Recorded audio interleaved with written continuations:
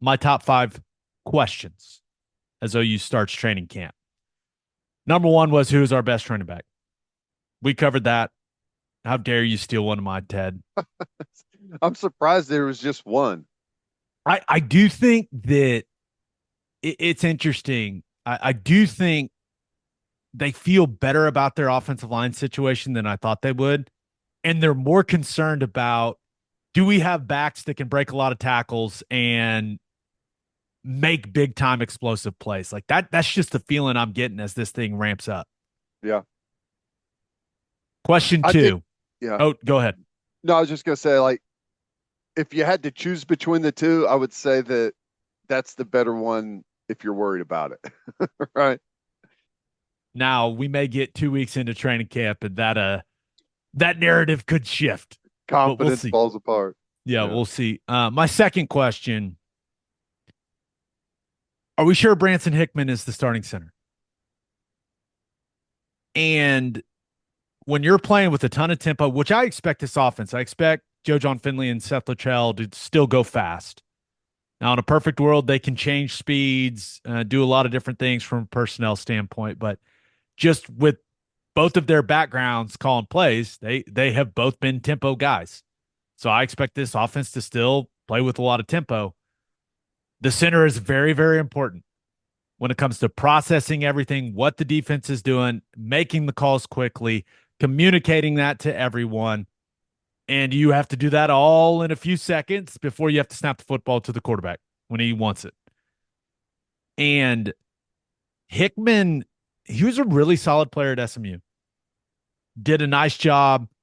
And I was glad after the Troy Everett injury, I was really glad he chose OU because I thought that kind of fortified the depth at the center spot. However, something that Brent Venables said last weekend at that Sooner Club event, it caught my attention. Toby Rowland asked him about some guys on offense and defense that we should be excited about. The first guy he mentioned on offense was Josh Bates. Uh, And I kind of did one of these, because now the first 3 guys he mentioned were all defensive guys because, of course, right. it's BV. But yeah, the first offensive player he mentioned was Josh Bates. And I just found it very interesting because now he mentioned right after he mentioned Bates, he mentioned the addition of Hickman from SMU. But how many times does a head football coach needs to tell us that he loves Josh Bates? He says it a lot. He talked about it a lot during the spring. He mentioned it last weekend. So it got me thinking, have I written Josh Bates off too quickly when it comes to the competition at the center position?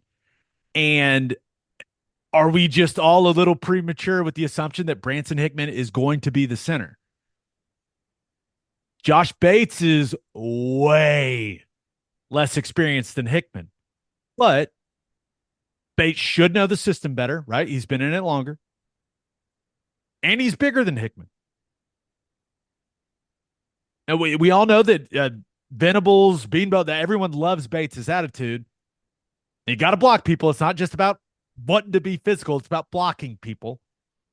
But I don't know. So maybe my question is there more of a competition at the center position than a lot of us think? Yeah. And I, and typically Beatenbow doesn't hand anyone anything. He doesn't right. care how old you are. It's all about how you practice. So if Bates goes out there and practices at a really high level these first couple of weeks of training camp, Ted, I with how much the head coach loves him, I'm not so sure he's not going to be the starting center. I don't know, but hearing BV say that and just kind of thinking about like, hey, Hickman, yeah, he's played a ton of football, but he hasn't played a ton of football in this system. You can Yeah. look at some of the similarities to what SMU is doing and what Oklahoma is doing. There's no doubt about that, but it's a really important position when you've got an offensive line that hasn't played a lot of football together. The center has to be this stabilizing force, keep everyone calm, get everyone on the same page. There's this leadership component to it. Like I haven't been around Hickman. Does he have great leadership qualities? So I think it's really, really interesting to look at that center position and go, okay, maybe there is a competition here when we're all just assuming that, hey, Hickman was this sought after transfer. He comes. I know this. Beanbo ain't handing him anything. So Yeah.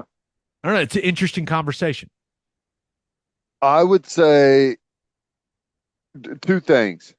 Number one, Bates, we talked about it. He was one of the most improved players on the entire team throughout the 15 practices in the spring. Correct. Let's also be transparent. The bar started low. It I came back from the first practice of watching him and I went, Ted, we got a problem. We got a center Yeah. problem. And to his credit, got better and better and better. And ultimately, when it was like playing in a game, I thought he played really well in the spring game. Mhm. I thought he played really well. But yes, let's not rehash my initial feelings when I went and watched that group practice for the first time in the spring. Well, so here's like what I'm getting at with my second point.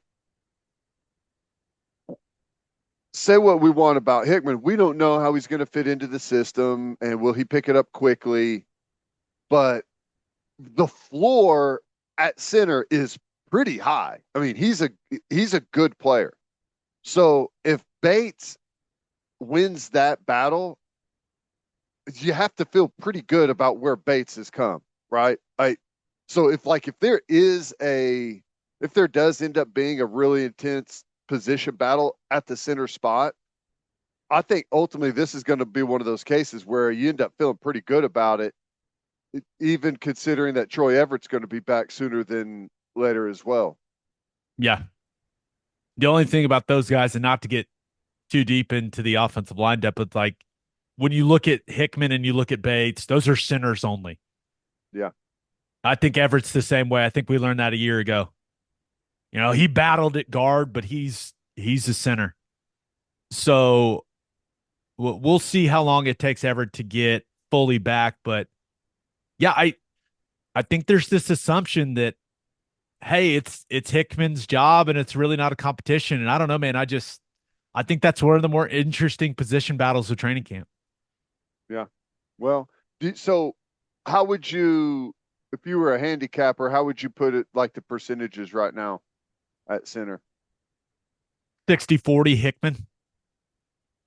Lean on the experienced guy. Yeah. How does that 40%, is that split between Bates and Everett at all? Or is that just, I'm not factoring Everett in until I know he's okay. ready to go. It's 60 Hickman, 40 Bates until I get out there and see him. Which is interesting because I'm guessing before that event, you would have been 100% Hickman, right? Or 70-20 so, or 75-25, yeah. 70-30 maybe. I don't know. 80-20. So it'll be it when the head football coach says things, it carries weight with me. So Yeah.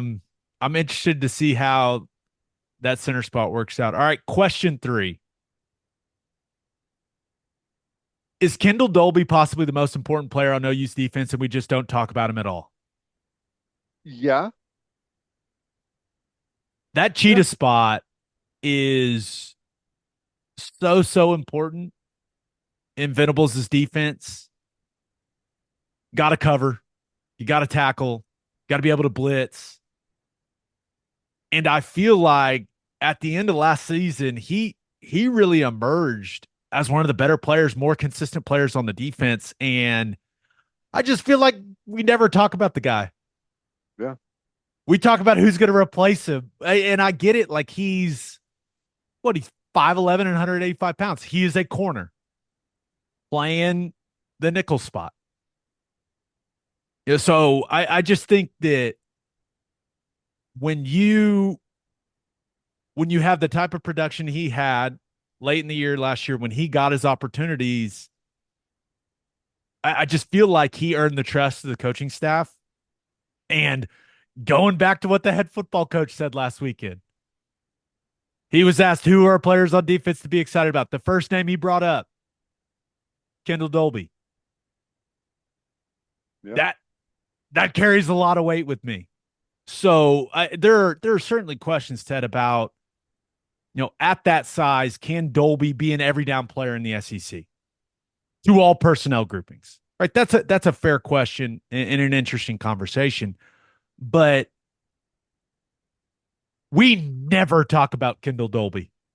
We talk about all these other defensive backs, and it's quite possible that Kendel Dolby is the key to this defense going to another level.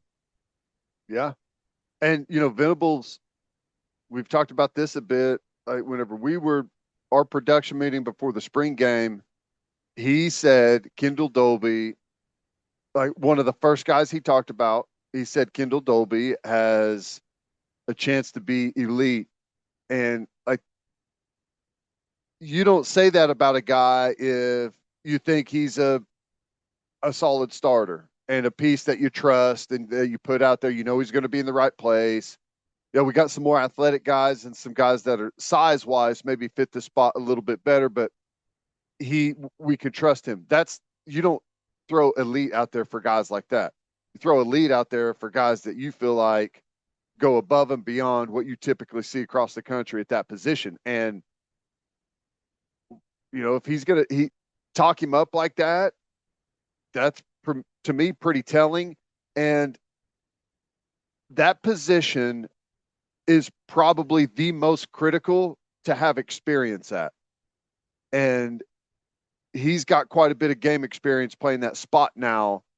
And that's a big factor to me. Like the comfort level, like just the play, because like forget any other development of skills and speed and size and all that stuff. Just the comfort level with the defense and the experience that you've gained in that position playing like live game reps, I think is going to really take him to the next level. It may still be a guy that we don't talk about a whole lot because he locks down the spot and it's not a question and they're not throwing there at him a whole bunch. But I mean, if Coach Venables feels that good about the spot, I feel that good about the spot. As do I. One thing you will love is BV said Kendel Dolby tackles like a rattlesnake. I've never heard that in my entire life, but it sounded awesome. Sounds awesome and it sounds creepy. It's like I don't want to get tackled by a rattlesnake. So No, I I do. prefer No, almost anything else. no thanks. All right, question 4 for me. This is it's a boring conversation, but who's the backup quarterback?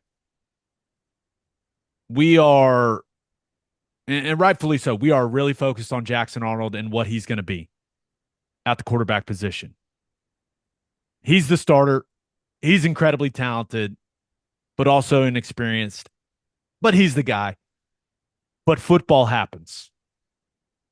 I mean, how many teams last season, elite teams, had to play multiple quarterbacks? A lot of them, man. A lot of them. Mm-hmm. And now, in a perfect world, Jackson Arnold runs out there as your starter every single football game. But football can happen. And if he goes down for any reason at any point, who runs out at the quarterback position? It feels like it's a battle between Casey Thompson and Michael Hawkins Jr. Those seem to be the two guys. We were really, really impressed with what we saw from Hawkins in the spring as a true freshman. And he's added a lot of weight. He looks good physically. The mobility piece of things for him, like he's the most mobile guy they have in the quarterback room. But I don't know where Casey Thompson is physically. Guys had a lot of injuries coming off the blown out knee during the season a year ago. It is. Are we sure it's Thompson? Is it Hawkins? Is it a battle? Is everyone healthy? Like, is Casey Thompson healthy enough to battle this out throughout training camp, I don't really know. But with how many times we see starters go down at some point in the season, the backup quarterback spot is really, really important. And Yeah. it changes how Joe John Finley and Seth Luttrell call plays. Yep. If you do not feel good about the quarterback position, the depth in that room, your backup, you call plays accordingly. And I'm not saying you call plays scared, but like you always in the back of your mind say, ugh, that may get Jackson hit. Let's not dial that one up. I mean, those are very real conversations that take place, Ted.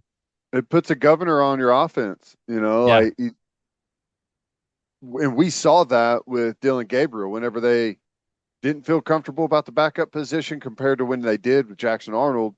We're able to cut him loose a little bit. I think it's the same thing here. And I think there's going to be a battle throughout training camp, obviously, for that backup spot.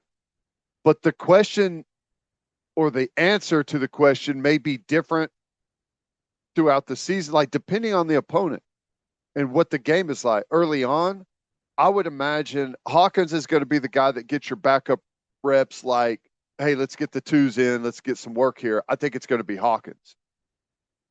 If you find yourself,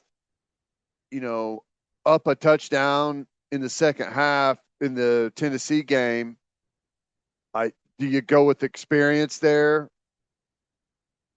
in the second half, whenever you're nursing a lead? If you're down, does Hawkins give you the playmaking ability to come back? Like, I don't know if the answer changes given the situation. No, that's a good point. But when you just think about the quarterback spot, if it's Jackson Arnold and then Hawkins is the backup, you've got a second-year player that has started one bowl game, and then you're going to have a true freshman as your backup that hasn't played a single down in college football. Not exactly what you're looking for at the quarterback position, but hey, at least both of them are extremely talented. So that makes you feel a little better about how that situation may look. But yeah, it's just, I know it's a boring conversation, but it feels like backup quarterback has become more and more important, not only in college, but in the NFL. I mean, how many second and third stringers did we watch play NFL games last year? Oh yeah. So that QB depth is a key. So I'm really interested as OU heads into training camp, who earns that backup job. My last question, you kind of hit on it with what you said about the defensive line depth, but mine's just about one guy. Will Gracen Halton hold up? And this is what I mean. Brent Venables believes in a physical training camp. Now, you're not going to do anything stupid, but it is going to be demanding.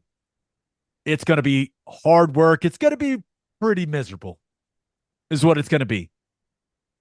And the biggest question I have about Gracen Halton, it's not about his pass rush ability. It's not. Like, I know he can rush the passer.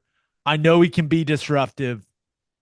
But the biggest question I have about him is, can he withstand the grind of the interior in the SEC week in and week out? At 6'2" and, somewhere between 290 and 295 pounds.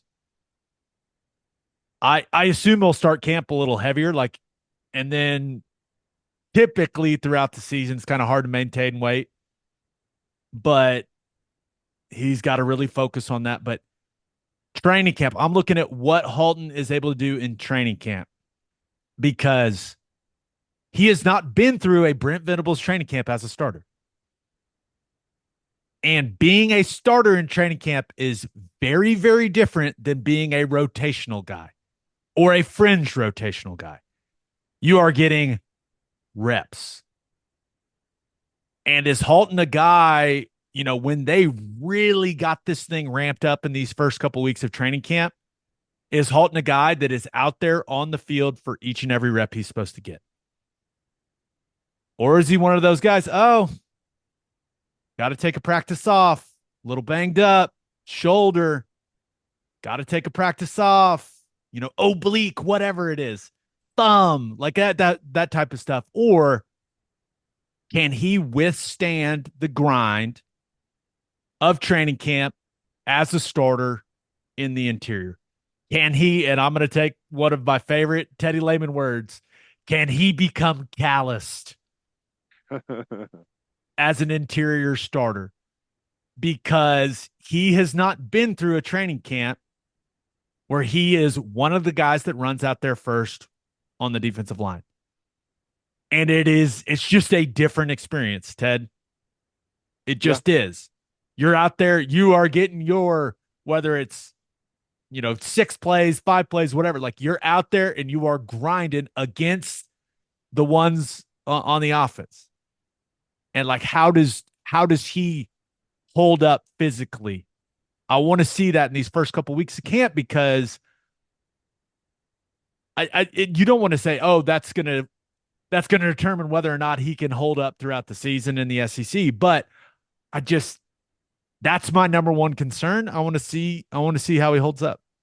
Yeah, he's been a smaller player. I don't know what he was listed at last year, and he is a guy that is put together really good. So he doesn't look like he's super heavy, but I mean, he looks like he's playing like in the 270s more than it does. Like, so he's put on a lot of weight, and if he's able to carry it the same way he carried the weight previously, and we've talked about, he's got some tremendous upside, but the durability factor, can you withstand all of the physical, the in and out that happens week in, week out, training camp? I mean, it's one thing to put it on whenever you're not playing football all day, every day, and it's so exhausted that it's hard to go get the calories in and do all of that stuff. Like, becomes way more difficult to hold that weight on. And he could be a guy, like you mentioned, maybe he weighed in at 295 at their big weigh-in, but after training camp and 3 weeks of the regular season, he's down to like 280. Right? That's not out of the realm of possibility. That cannot happen. Right. And this is something that comes up with him, and the coaches still talk about, like, sometimes he's not serious enough. And I'm not trying to say, hey, man, don't have fun, don't be silly. Like, you need those guys on your team desperately, especially during training camp, to keep things light at times. But he's got to take, I don't know how many times I've said it now on here, but a lot. He's got to take the weight thing seriously.